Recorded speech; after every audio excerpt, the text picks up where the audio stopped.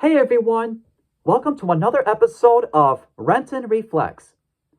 I actually had not heard about the show until a friend of mine mentioned about it my way, and I figured it might surprise me in ways I could never imagine. So I decided to go into the show completely blind, without having seen any of the trailers or read up on the synopsis.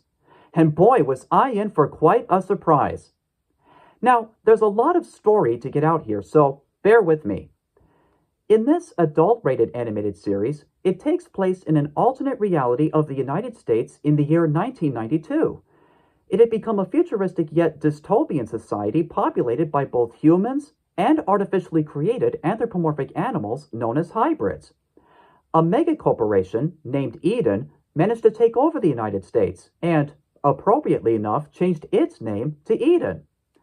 A super soldier named Captain Dolph Laserhawk gets caught during a robbery as a result of a certain betrayal and gets taken to a black site prison, where he's assigned to a group of prisoners known as the Ghosts.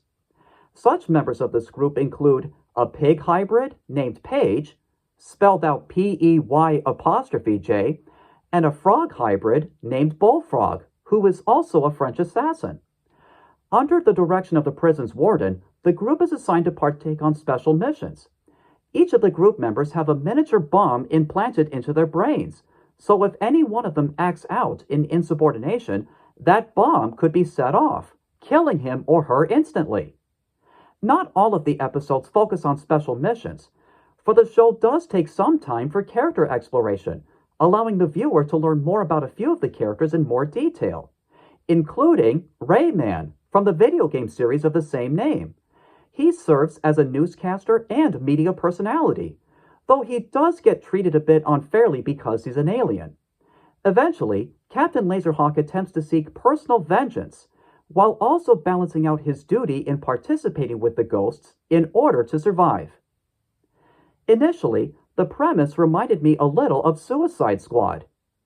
Matter of fact, it almost made me feel as though the show were directed by James Gunn himself, given the bits of subtle humor and the slight snarkiness in its tone. But there is a lot more originality to the show's approach, defying certain conventions not just in the writing, but also in the visual style.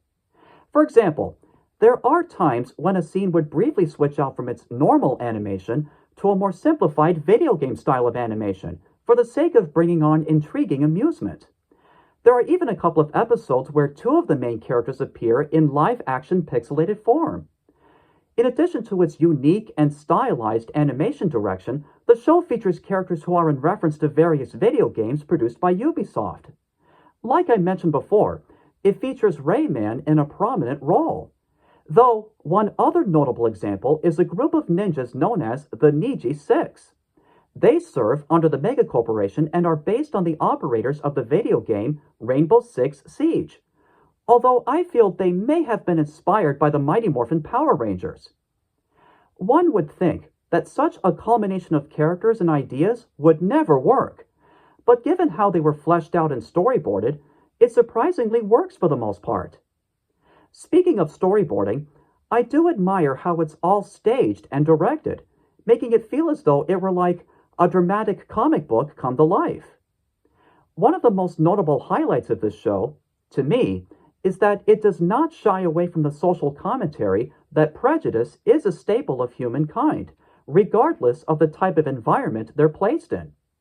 Without giving away too many spoilers, the show did seem to leave a few things a bit open-ended, but like the old saying goes, the journey is the reward, and I found the journey on this show to be quite rewarding, and rather good. If you have some time to spare, I'd say check it out, and see what you think.